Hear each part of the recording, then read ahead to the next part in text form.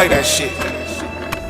Who you think you playing with? I won't show my hand, bitch. Niggas hang mad, envy me and I can't stand it. I was down bad, bitch. Hey man, say man, what's good YouTube? It's your boy Quizzo, aka Quiz the Plug, man. I'm back in another banger, man. Today we got part 3, the final part of Courtship Rivals, bro. It's been probably the best documentary I ever watched in my life, and it's on YouTube for the free. Like, it's crazy, man. But we finally finna dive into this last part, man. If y'all couldn't wait like me, make sure y'all like, comment, subscribe, man. Follow my social description down below. And let's stop wasting time. Let's get into it. Final part. I know y'all been waiting. I know y'all been waiting for it. Y'all been commenting, telling me I got y'all. I'm sorry. It's been almost like 2 weeks since the last video, since part 2, but we here. Let's get into it. Pistons to advance to the finals for the 4th straight year. Pistons rookie Dennis Rodman called Bird overrated because he was white. His teammate Isaiah Thomas then chimed in with some thoughts of his own.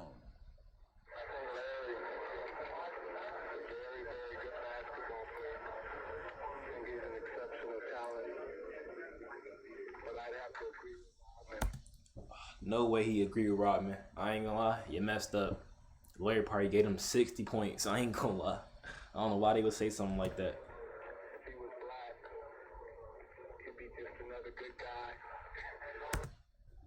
I'm not even gonna lie. If Larry Bird was black, that people probably would think he better. You know, I feel like if Larry Bird was black, he'll get more credit than what he gets. If that makes sense. Y'all agree in the comments? Let me know if y'all agree with that. If Larry Bird was black, he'll probably get more credit than what he gets now. I don't know. That's how I feel.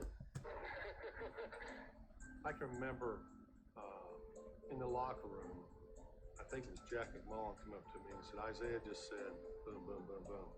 And I go, so? He didn't care. He didn't care. Everybody else around him cared very deeply in the days and weeks as it turned out ahead. Bro, Isaiah Thomas was a hater, bro. He used to hate on Jordan, Bird. Like, who didn't he hate on, bro? I mean, the media made it out like it was something. But it didn't matter to me what Isaiah or Dennis Rodman said. And it still don't.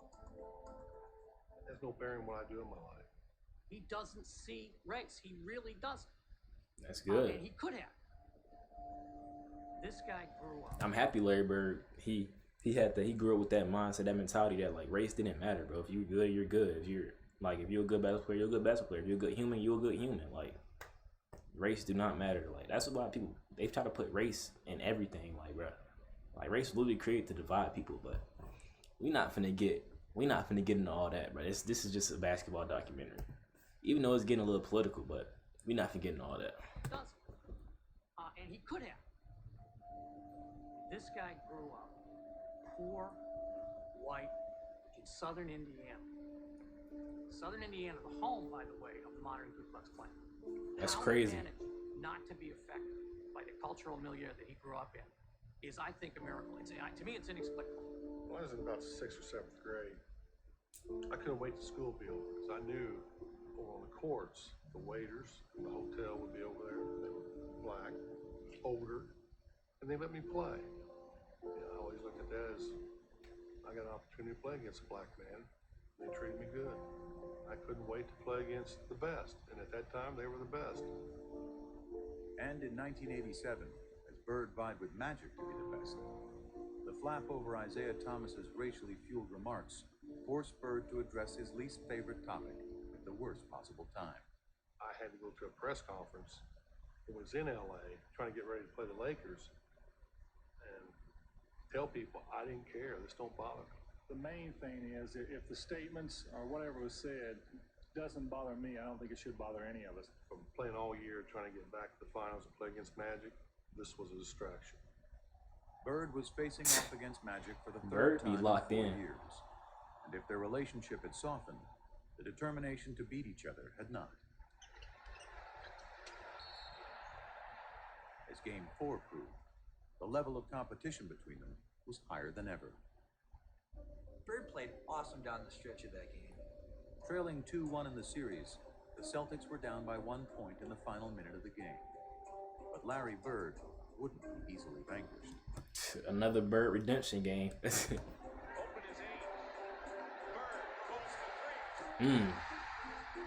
Clutch. Most clutch player ever, bro. What can I say? Larry Bird. I'm happy I did my research on Bird, bro. Like, if I never started on YouTube channel, bro, like, I probably wouldn't even have done all this watching Larry Bird. I would not have cared to watch Larry Bird. I'm not gonna lie. If I didn't start my YouTube channel, I'm not gonna lie. I would not have cared to watch Larry Bird until people was telling me to watch him. Like, I'm happy I got to experience this greatness, cause like, bro, Larry Bird really top 5. I used to say, I don't even think I used to have Larry Bird in my top 5. That's how bad like I was like oblivious to Larry Bird's greatness, bro. It's crazy.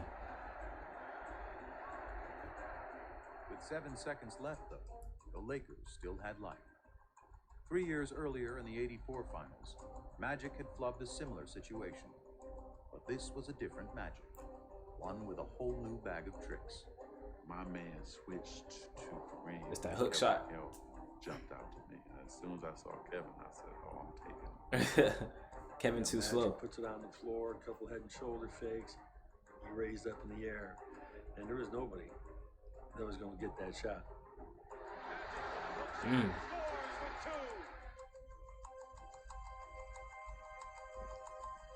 And where y'all put Magic at? And like, we don't really talk about Magic when we talk about clutch.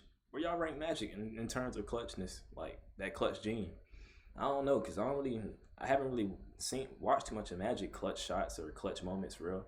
But I see he got a lot though. I remember after they called timeout, thinking there's still a shot here. Celtics may still win this game. Well, they set up a great play. Bird walked Worthy all the way up, forced the denial all the way up. We've done it before. Clear everybody out, go to the ball, break the corner.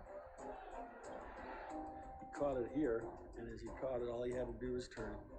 Just turn. I remember this. And he just let this thing go. Bird fires it. Got a wide open look, couldn't believe it. And I'm standing right there, it is straight as an arrow. It looked good. Dead on. And the Lakers have won. We're lucky. Hey, if Bird would have hit this shot, bro. If Bird would have hit this shot, it probably wouldn't even be a debate who's better between Bird and Magic. I ain't gonna lie. And the Lakers have won. We're lucky because it was right on line. He looked at me like, how did you ever leave me that wide open? You gotta be kidding me.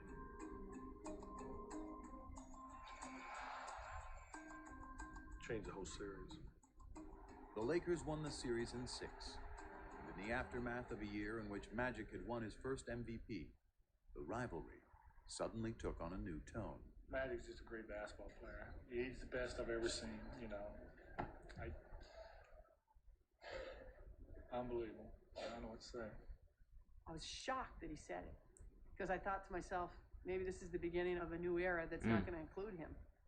It was the passing of the torch a little bit. After vanquishing Bird in '87, Magic wasn't done winning. The following year, he squared off in the finals against his good friend Isaiah Thomas and the Pistons,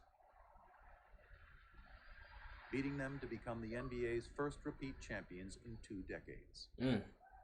By the dawn of the '90s, he'd won 5 titles, played in 8 finals, and equaled Bird's MVP tally of 3. Oh, I ain't know Magic had 3 MVPs. That's tough. And bro was 5 and 3 in the finals? What was his record? He played in 8 finals, 5 rings. He was 5 and 3. But the more Magic won, the less Irvin seemed to be around to reap the spoils. Once I tasted the champagne and the championship, I wanted more of that and more of that. So Magic kept growing because we were successful. And the persona and all that came with that. The Prince of LA was now the king. And in Hollywood, being royalty had its perks. What was Irvin Johnson's vice? Now, you know, my publicist wants me to say winning. But women loved Irvin. Back then, before voicemail, they used to Nah, have this bro, tonguing her down on camera. But women loved Irvin. Yeah, we see why that happened to my boy. Back then, freaky before ending. voicemail, they used to have these mail slots in the hotels where you leave your key. And when we get into a town, Irvin's mail slot would be so packed. And it would be just Susan and a phone number, Linda and a phone number, Joyce and a phone number. I mean, that was every city, every time. I was on top of my game as Magic, so I needed all that around me at that time. The women, the this, the that, Hollywood.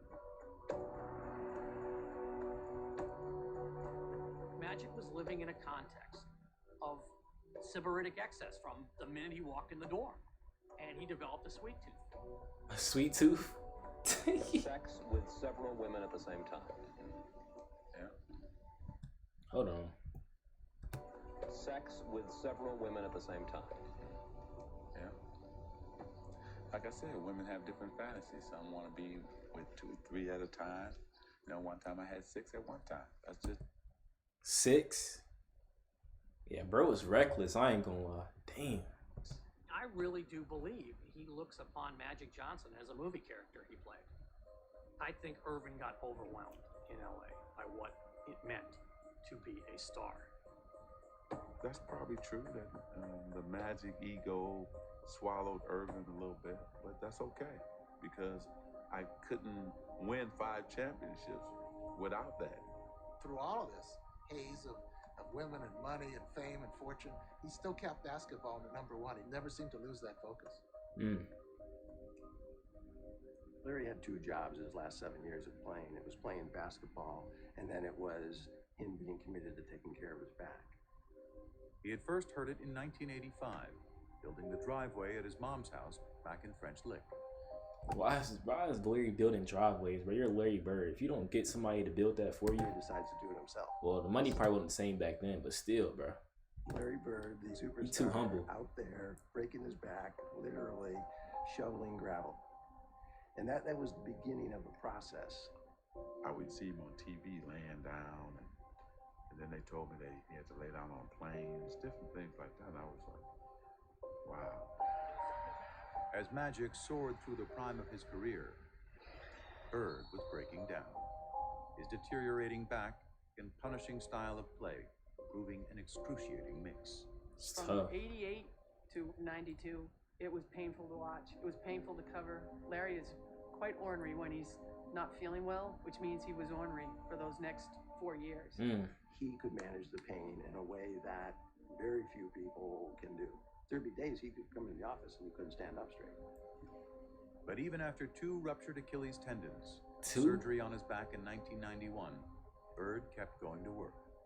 Product of a lesson learned many years before, seeing the swollen ankle of a man long since gone. Well, we don't know if it broke or not, but it looked broke to me. Had to go to work and he had to get his boot on, and it took everything I had to help him get that boot on his foot. Then he stood up limping, and he said, well, I'll see you this weekend, because he was working construction at the time. And I was pretty amazed how he could fight through that all week and come home on the weekend and black and swollen. And he'd sit around on the weekend and put that boot on and go again. If you get paid to go to work, you got to go to work.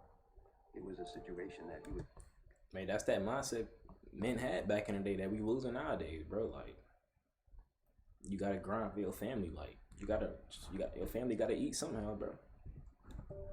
If you get paid to go to work, you got to go to work. It was a situation that he was seeing almost daily. He had lost the structural stability in his spine. So it would slip into abnormal positions to try and lock itself to get an artificial stability. God. That's like getting your finger stuck in a door and somebody's still pushing on the door. So what we had to do is unlock his spine, realign it, do techniques that would hold that for 4 hours, 6 hours, that type of thing, and then he'd go play basketball. God. But Larry had to go through it. It's crazy. Every time I would play, I was wondering if I was going to be in a wheelchair, or was I ever going to be able to, walk on the beach or hold my kids. His pain and his quest for basketball became all-encompassing. Very few people really knew what Larry was living with. Because this was Larry's issue, and there was no sharing of his pain. I probably should have retired in 88, 89. But it's that competition. Maybe one more chance, me and Magic get together in the finals. But it never happened.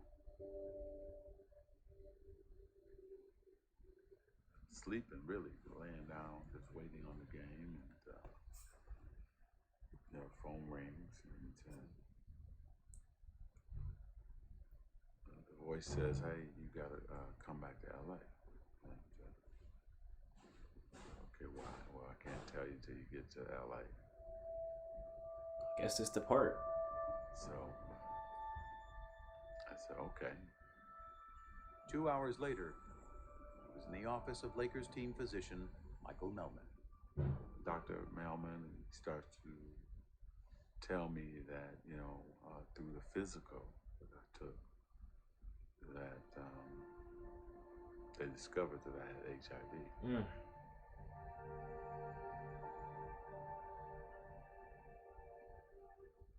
First time ever in my life. I'm such a control freak, right? Do things the right way. I'm out of control. Oh, it was everything. How is it possible? What happened? How did it happen to me? My mind is racing, and then you're just devastated. Further complicating things, Magic had gotten married just 2 months earlier, and he feared. Ooh, I hope he didn't give it to his wife, bro. Cause he didn't even know, so it's not really his fault. But dang, bro, that's so sad, bro. Was Magic still in his prime when he got HIV? Let me know in the comments. Was he getting out of his prime? Was he still in his prime? Like, what happened? Like, was he still good when he got, or is he on the decline like Bird by this time? Let me know. The worst for his new bride, Cookie, who was pregnant with their first child. Pregnant? I don't know what's going to happen with my wife and my baby. I don't know what's going to happen to me. I don't have control of the situation, and I was lost just for that next 2 or 3 weeks. And after Magic learned neither his wife nor his unborn child were infected, he began revealing the news to his inner circle. That's good, bro. Phone rang, and it was Magic's agent, Lon Rosen. And he said, "Urban's looking for you, call him." And I said, "I'll call him when I get to Paramount." And he says, "Call him now." I said, "Lon, I'll call him when I get to Paramount. I'll be there in 20 minutes. And he said, "You gotta call him now. Urban's HIV positive." I remember I was sitting on the bed. I remember standing up at that point. And I said, "How is that possible?" I'm thinking Urban's gonna get skinny and die. I mean, literally, that's what I thought. Urban's gonna get skinny and die. Hey, it's crazy that Magic survived, bro. Like, he's still living to this day, healthy. Like, bro, that's so crazy, especially catching it back then when medicine wasn't even what it is now. Man, bro, blessed. The first person I thought of was Larry. I wonder what Larry thinks.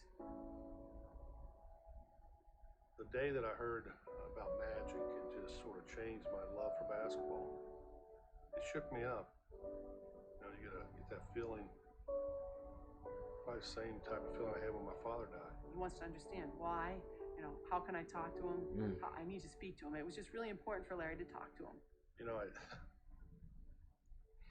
Sort of, I don't know. I wanted to hear it from him, probably didn't believe it. Called me, we're talking, it's just, how you doing? I heard about it, and you can almost hear both of us with some tears in our eyes.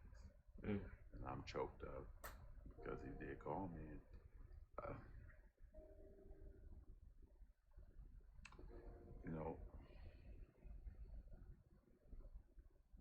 when something happens,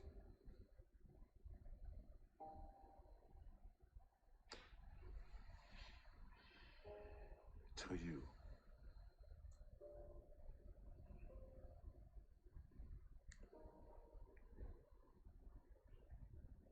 and then you find out who really your friends are. Facts. People who really care about you.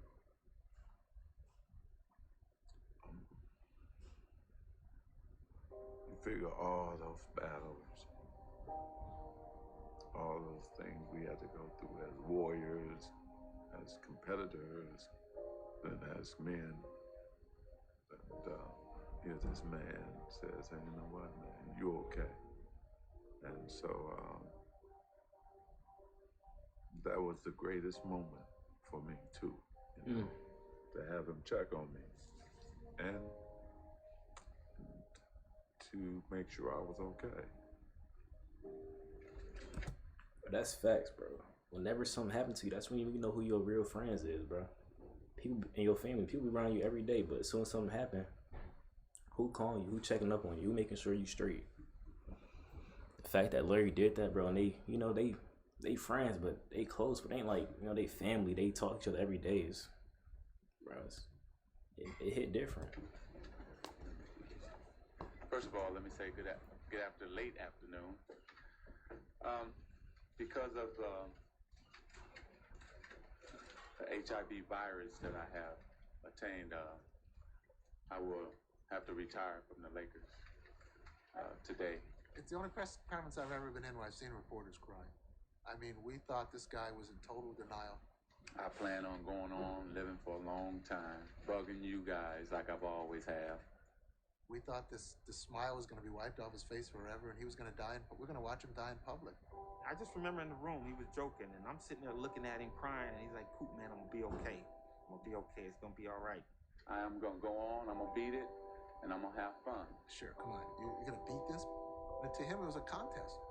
Larry Bird and Magic Johnson, AIDS and Magic Johnson. It's same thing. It's just a different game, different rules, but I'm still going to win. He wasn't planning on going nowhere. Urban was planning that day to find the right medicine, to eat right, get rest, and live forever. That's what he was planning. Thank you again, and I'll see you soon. But his Magic put up a positive public face. His nemesis, still out of sorts, shed the mask he had hidden behind for years. He was visibly like, wow, how could that happen? You know, it really set him back. Probably the two toughest days I've had since my father passed away. I've been very depressed and sort of been out of it. I listened to him talk in this press conference about how devastated he was. And I remember thinking to myself, goddamn, Larry found Urban. You know, just out of the blue, something like that happening. It's just, I've never had, other than one other instance, and I was hoping I'd never see that again, because I remember how I felt weeks after that. And yesterday was just a sad day. And at his game. Dang, bro. Magic is strong. I ain't gonna lie. A lot of people would have probably gave up. Magic. He a strong person, bro. A lot of people would have gave up. Bro had to or been depressed forever. Bro had to retire. Bro probably still had a couple more years left in the NBA.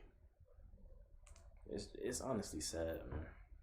Game that night, Bird was forced to confront pain he couldn't so easily play through. Didn't want to be there that night. First time ever. And really last. I remember we played in Atlanta. Had no feel for the game, you know. Just wasn't a good time to be out there. Never had that before. That night he threw a pass. I'll never forget it. He threw a half-court pass behind his back for a layup. And if you blurred your eyes, you squinted your eyes, it looked like magic. And that was Larry saying goodbye. You know, I mean, this competition thing is amazing. What it does to you. What you put your body through and what you do and what you say and how you feel. And knowing that he's not there. Wait, I thought. No, I'm tripping. So Bird and Magic retired the same year? They probably get into it in a documentary. My bad. My bad, y'all. Through and what you do and what you say and how you feel. And knowing that he's not there wouldn't feel right. I think it's all them years that, you know, what's he doing? What if he's practicing this hard? I bet he shot 500 shots today and I didn't get 500 in. It's always that mind games. Bird played through the 91-92 season, his last in the NBA, but a part of him was already gone. I didn't check the papers anymore, you know, it didn't matter. I still wanted to compete, you know, but it wasn't the same.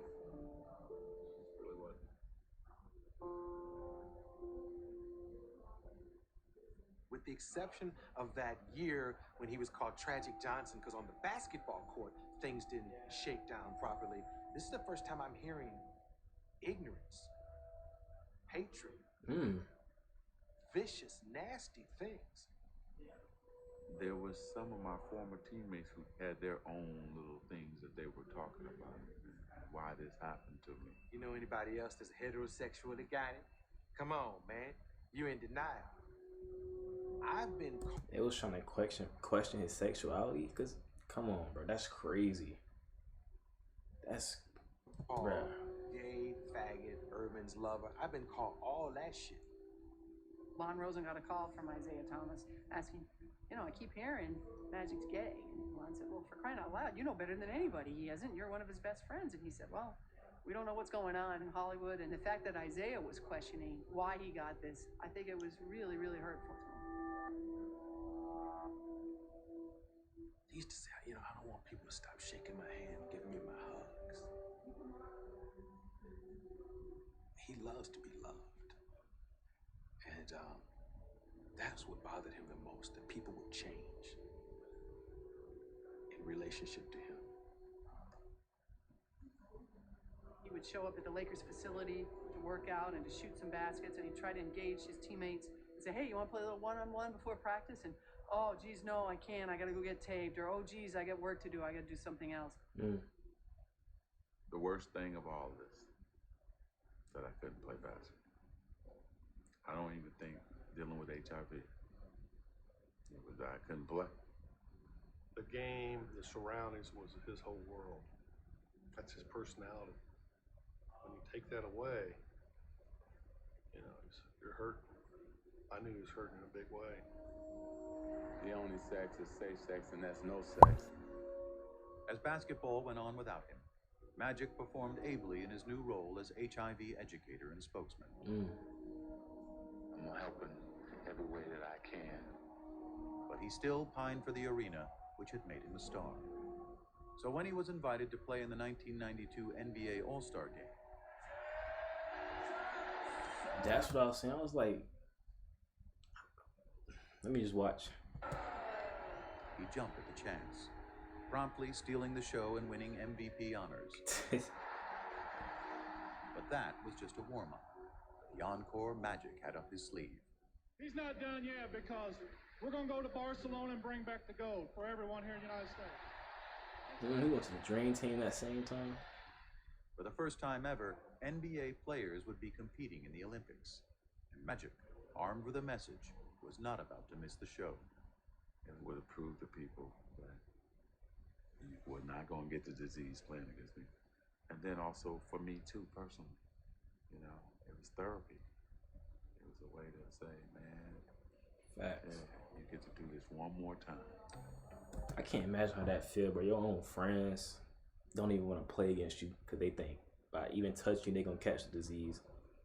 I'm like, bro, the mental stress bro had to endure. Bro, I can't even imagine it, bro. Like, there was also one other perk. I think playing with Larry was very important. That's something they talked about. I mean, he was going to be on the Dream Team. He was going to be with Michael. He was going to be with Barkley. But he was going to play with Larry. Magic kept saying to him, I just want to get you out on that court one more time. Let's just have one more sequence like we had all the way back in 1978. But it was interesting that with Magic being the one that was HIV positive, he felt great. He was in the best shape of his life. It's crazy that everything comes full circle, bro.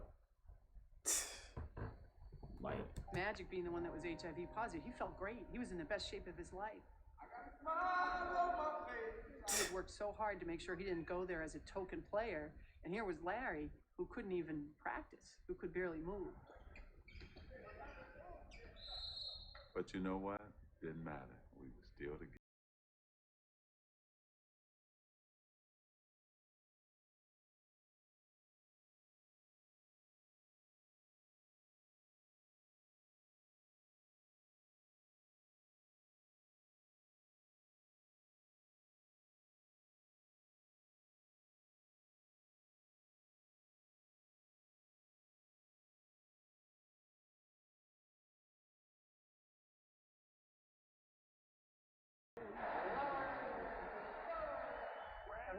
last shot with the game on the line?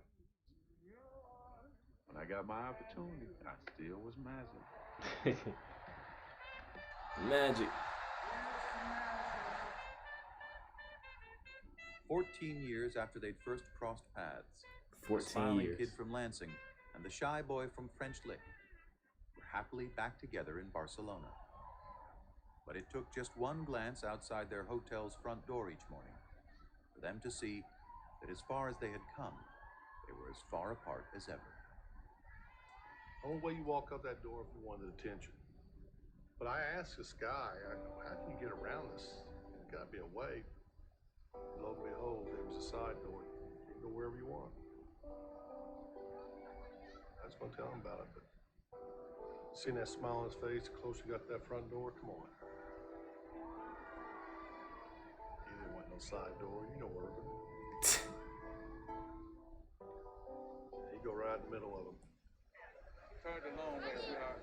There you go. I'm going out the front because that's who I am. I don't go out the back. I don't go out the side. That's not me. If you want to go somewhere in a hurry, there's a door that leads you there, and I found it. I respected him for that. And so, hell, I would try to find a side door for him. And we never tried to change each other. That's what made this relationship great.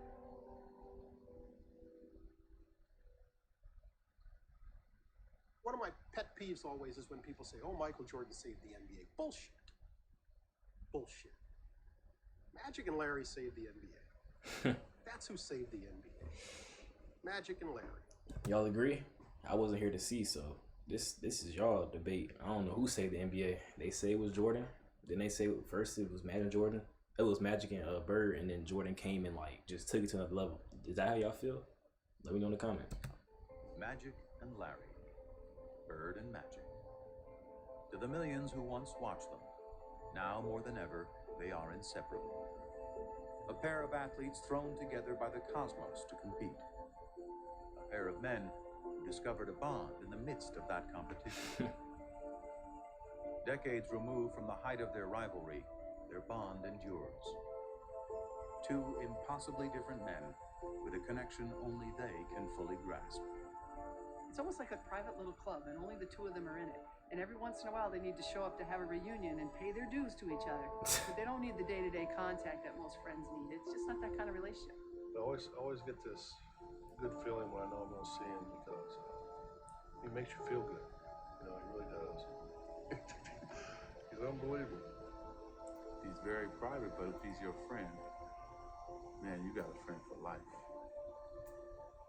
And Larry Bird is a straight shooter. He'll tell you when you don't like him. That's one thing I wish I could have from him. That he has that I don't have. I wish I had that. Man, I wish I had that too. I can't just go up this like I don't know. I can't do that, bro. I can't just tell somebody I don't like him. Like I don't got that in me either. Like I'm too nice of a person, bro.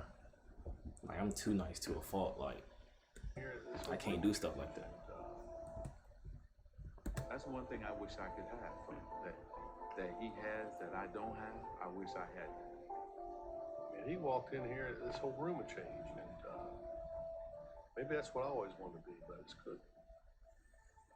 The fact they both want to be each other, like they certain things they both wanted, it's honestly beautiful. I love their relationship, bro. I ain't gonna lie. I guess that's the end of this documentary.